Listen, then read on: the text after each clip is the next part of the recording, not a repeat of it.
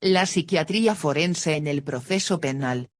La operación de cirugía mayor, que se ha realizado en el sistema judicial en Bolivia, es muy importante y de mucha trascendencia, pero creo que la repercusión mayor se ha producido en el área de la medicina legal y forense y en especial de la psiquiatría y psicología forense.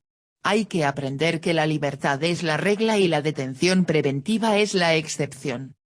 La Fiscalía acusa e investiga, y el imputado asistido por su letrado, puede defenderse y presentar en su caso informes periciales que puedan atenuar la pena. Evidentemente, tengo que tomarme algunas licencias, que los doctos en la materia, en la doctrina jurídica o en la doctrina médico-legal, pueden considerar aberraciones. Pero hay necesidad de hablar sin tecnicismos médicos ni científicos, para que podamos entendernos con el derecho, apegado a su concepto formal inductivo y muy separada del deductivo explicativo de la medicina. Hay que evitar la inaccesibilidad del lenguaje científico.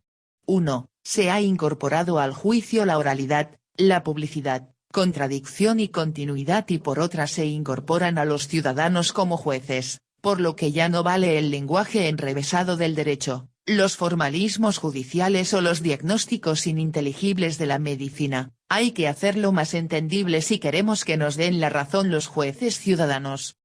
Hay una confusión al hablar de psiquiatría forense, psiquiatría legal y psiquiatría criminalística. La psiquiatra forense tiene un ámbito de actuación, que es el foro judicial, forum romano, su actuación fundamental está en la intervención en el juicio oral, como perito. Puede actuar como perito, con contrainformes, colaborar como consultor técnico en el juicio oral y también colaborar en la elección del jurado, así como en la valoración del testimonio o de las entrevistas. La psiquiatría legal tiene su ámbito de actuación a nivel de intervenciones en problemas de familia, separaciones, custodias, incapacidad para testar, informes de peligrosidad y otros informes penitenciarios.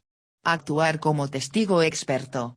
La psiquiatría criminalística, es la que coadyuva en la investigación del delito, en la elaboración del perfil criminal, en las autopsias psicológicas, en el análisis de documentos escritos y grabados del presunto delincuente.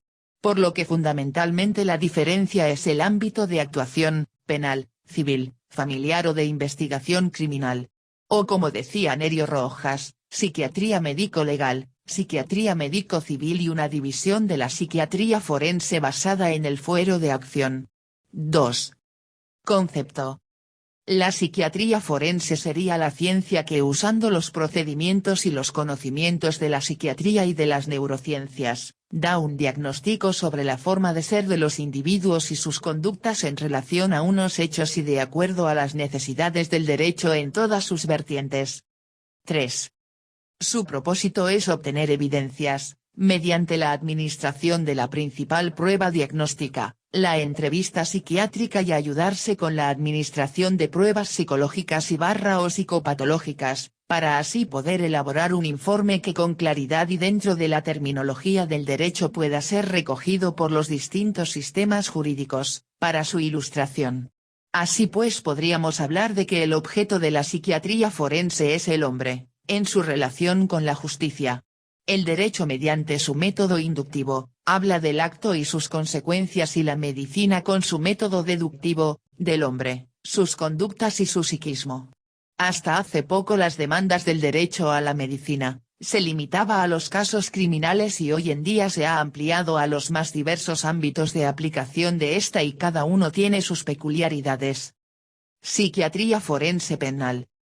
El nuevo Código Penal le pide a la psiquiatría forense, el asesoramiento en torno de la imputabilidad del inculpado, por tanto, su aplicación sobre el delincuente, la delictogénesis y la consiguiente imputabilidad, entendida como el conjunto de facultades psíquicas mínimas que debe poseer un sujeto autor de un delito para ser declarado culpable del mismo.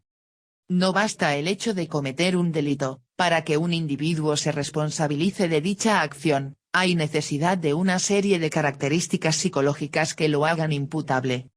Capacidad de libertad, del deber, de la responsabilidad, del autocontrol y de la motivación, el hecho de tener imputabilidad penal, capacidad de culpabilidad, lleva implícita la responsabilidad de sus actos y por tanto la pena. La capacidad de culpa está en directa relación a reunir requisitos psicobiológicos mínimos, el conocimiento de parte del autor del carácter de lo prohibido de su hacer y la no exigibilidad de un comportamiento distinto. Ambas tienen un lado negativo, la existencia de una fuerza irresistible excluye la acción. La absoluta imprevisibilidad anula la relación psicológica con el resultado, la causa de legítima defensa autoriza la comisión del hecho prohibido, las facultades psíquicas del autor disminuidas o anuladas causan la imputabilidad parcial o total. Dentro de este apartado, es la psiquiatría forense quien debe esclarecer los conceptos que permitan inculpar o no al presunto delincuente y surgen así todas las variantes psiquiátricas y jurídicas de trastorno mental transitorio, miedo insuperable, arrebato, obcecación, enajenación mental, trastornos de la percepción, que hablan de las atenuantes y eximentes, en la capacidad de culpa. Posibilidad de asumir la condena, parcial, total o ninguna. El concepto de delito. A partir del derecho penal positivo, podemos hablar del concepto de delito, toda conducta castigada por la ley con una pena, aunque cada delito tenga peculiaridades y penalidades distintas. Hablar de delito es hablar de la teoría general del delito, en el que se dice que el delito debe tratarse de una acción u omisión, debe ser doloso o culposo y penado por la ley. El concepto del delito responde a una doble perspectiva, por un lado, es un juicio de desvalor que se hace sobre el autor de ese hecho.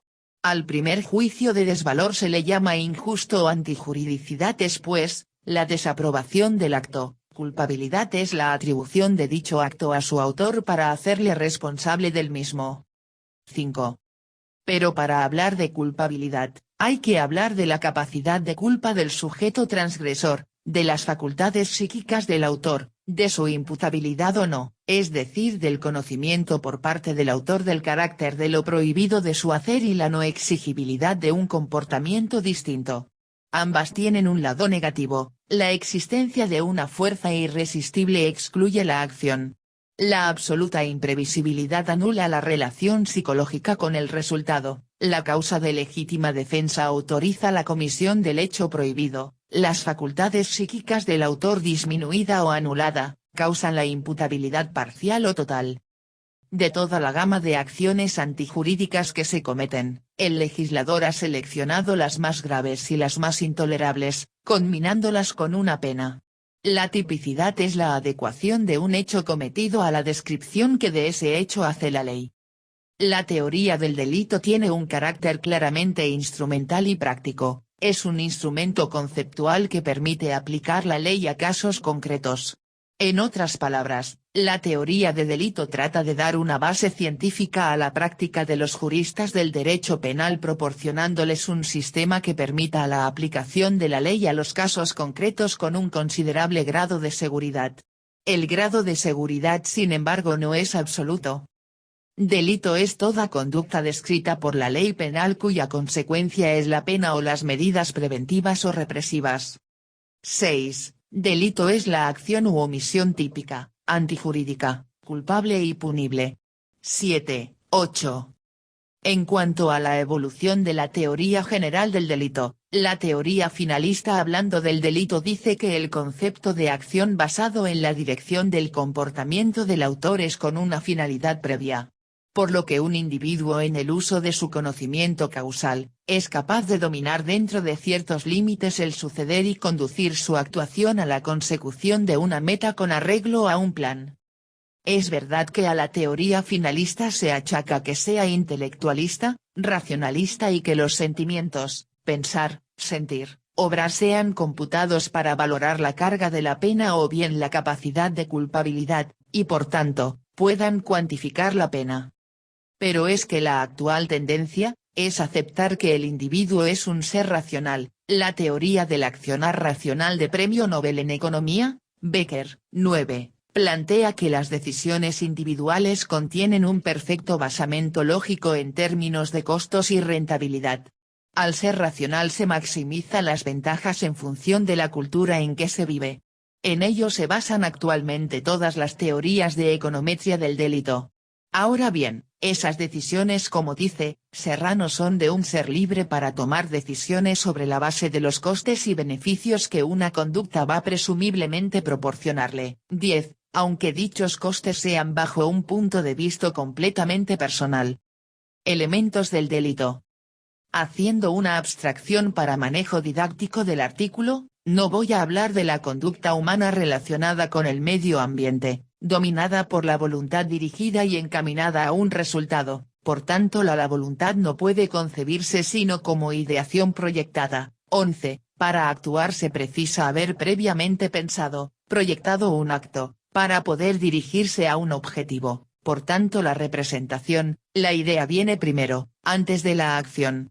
Aunque para el derecho penal, no solo se contempla la acción sino también la omisión. Ni de la tipicidad, la adecuación de la conducta del sujeto al tipo penal. 12. La averiguación que sobre una conducta se efectúa para saber si presenta los caracteres imaginados por el legislador, siendo la tipicidad el resultado afirmativo de ese juicio. 13. Ni tampoco de la conducta antijurídica, un juicio de valor por el que se declara que la conducta no es aquella que el derecho demanda. 14. Sino simplemente voy a tocar el tema de la culpabilidad, tan ligada a la pericia médica y más aún a la pericia en psiquiatría forense. Normalmente la tipicidad, la antijuridicidad y la culpabilidad son comunes a todo delito. 15. Culpabilidad, es culpable quien actúa de una manera, cuando podía libremente obrar de otra. Quien pudiendo abstenerse de realizar la acción típicamente antijurídica, decide actuar en contra de la norma. La capacidad de culpabilidad tiene un momento, cognoscitivo, intelectual, y uno de voluntad, volitivo, la capacidad de comprensión de lo injusto y de determinación de la voluntad, conforme a sentido. Solo ambos momentos conjuntamente constituyen la capacidad de culpabilidad. 16. La culpabilidad tiene un vínculo de naturaleza psicológica, que enlaza a su autor con su acto, siendo el dolo y la culpa sus formas de presentación.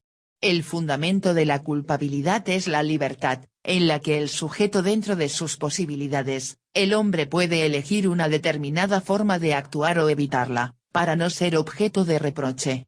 Para analizar la culpabilidad es necesario, el conocimiento de la antijuridicidad, la imputabilidad y la exigibilidad. Código Penal, artículo 13. No hay pena sin culpabilidad. Art. 13. Quarter. Delito doloso y culposo. Artículo 14. Dolo. Art. 15. Culpa. Concepto de imputabilidad. Jurídicamente la imputabilidad es la aptitud de la persona para responder por los actos que realiza. El concepto, que tiene una base psicológica, comprende el conjunto de facultades psíquicas mínimas que debe poseer un sujeto autor de un delito para ser declarado culpable del mismo. Por tanto, la imputabilidad, que es un término legal que no debería ser usado en los informes de psiquiatría forense y nunca en las conclusiones, descansa sobre una base de índole psicobiológica, por lo que la participación del perito es definitiva. Este trataría de determinar si en el momento de los presuntos hechos delictivos que se le imputan, cumplía los requisitos biológicos, conocimiento y libertad volitiva, para podérsele aplicar la pena. El término imputabilidad, es forma prestada del derecho. La imputabilidad, la capacidad de culpa, descansa pues sobre dos condiciones fundamentales. Que en el momento de la acción el sujeto posea la inteligencia y el discernimiento de sus actos.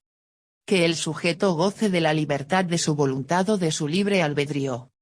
Por lo tanto, toda enfermedad mental que afecte a la inteligencia o a la voluntad, así como cualquier estado temporal de anulación o perturbación de la conciencia, alterarán el grado de imputabilidad. Lo que interesa al derecho no es el diagnóstico clínico sino su reflejo en el actuar humano del momento de los hechos. Se puede evidenciar que los supuestos de enajenación mental en su valoración como circunstancias eximentes, deberían tener una graduación. Cuando se limita totalmente la conciencia y la voluntad, base de la imputabilidad, seria causa de una exención. Cuando aquella afección no llega a tanto y se manifiesta en una disminución de sus facultades intelectivas o volitivas, con una indudable limitación para comprender la ilicitud del acto, o el conocimiento del alcance y trascendencia de sus actos, seria causa de atenuación privilegiada. Y cuando no concurren los presupuestos para apreciar las dos causas anteriores, como completa o incompleta, pero se destaca una menor intensidad siendo puramente leves, o de poca incidencia en la imputabilidad del agente, se tomará en consideración como atenuante de eximente incompleta, reflejándose solo en la sentencia. Atenuantes y eximentes. La enajenación, se ajustarían al concepto de enajenación mental, las siguientes entidades clínicas, las psicosis y sobre todo las del círculo esquizofrénico y las del círculo maníaco-depresivo. El trastorno delirante paranoide. Los trastornos mentales orgánicos, fundamentalmente la demencia degenerativa, así como las asociadas al consumo de alcohol o de sustancias psicoactivas. La debilidad o retraso mental severo, clásicamente denominada oligofrenia, aunque en algunos casos solo limitarían la capacidad de entendimiento de los hechos. Los trastornos de la personalidad, de los que se habla más adelante, raramente son aceptados como causa de enajenación. El miedo insuperable, circunstancia absolutamente normal salvo enfermedades psíquicas previas ante estímulos acordes con esta reacción, es una perturbación del ánimo teñida de fuerte angustia que borra las facultades psíquicas del raciocinio en pro de un instinto superior de supervivencia, es en definitiva lo que coloquialmente se define como pánico, terror o pavor. Y debe ser una situación capaz de generar un estado emocional de tanta intensidad que prive a la persona del raciocinio y anule su voluntad y su autodeterminación. Imputabilidad en la psicosis. Todos los cuadros psicóticos en principio anulan la imputabilidad ya que el conocimiento de la realidad está distorsionado. Por tanto, dichos cuadros se ajustan al paradigma de la enajenación. No obstante conviene hacer una valoración cuidadosa acerca de cada caso concreto, ya que por ejemplo en muchos casos una vez remitido el brote psicótico su capacidad puede ser normal. En el caso de las llamadas psicosis reactivas breves, reacciones esquizofrénicas y trastornos esquizofreniformes estaríamos más bien ante una enajenación mental breve y por tanto, ante un caso de semi-imputabilidad. Imputabilidad en la epilepsia. Los cuadros epilépticos cuando desencadenan un delito, serían calificados de inimputables, incluso en los casos en que sea breve, ya que se corresponden como síndromes psicóticos que desestructuran el conocimiento y la voluntad, convirtiéndose en una conducta impulsiva. Imputabilidad en las psicosis afectivas. Psicosis maníaco-depresiva, en estos casos habría que valorar la profundidad psicopatológica para ponerla en relación con el delito cometido. En los casos en que predomine la forma depresiva, siempre que dicha depresión no derive del acto delictivo cometido, habrá que analizar cuidadosamente en qué medida predomina lo neurótico sobre lo psicótico y viceversa, solo así se podrá determinar si ha habido una anulación de la imputabilidad, una atenuación de la misma o ninguna de estas dos cosas. En los casos en que predomine la forma maníaca, al tratarse de una auténtica psicosis, el hecho delictivo cometido sería inimputable. Los cuadros mixtos son en la mayoría de los casos inimputables ya que además entrañan un peor pronóstico y un aumento de la perturbación, por la sintomatología encontrada que conllevan. Imputabilidad del oligofrénico. En estos casos la imputabilidad va íntimamente unida al grado de deficiencia mental, siendo evidente que a mayor profundidad de deficiencia más inimputable sería el delito cometido. A medida que disminuye la severidad de la deficiencia y sobre todo en los casos de inteligencia límite habrá que examinar con minuciosidad una serie de circunstancias con relación al delito cometido para poder valorar el grado de imputabilidad y sobre todo saber hasta qué punto el sujeto tiene conciencia de que lo que ha cometido es un delito, su idea del bien y el mal, etc. Imputabilidad en las demencias. En el caso de las demencias una vez comprobado su carácter orgánico, irreversible y progresivo, se beneficiarán de la inimputabilidad completa. Si el delito se comete en las fases iniciales de la misma la imputabilidad estaría solo parcialmente disminuida.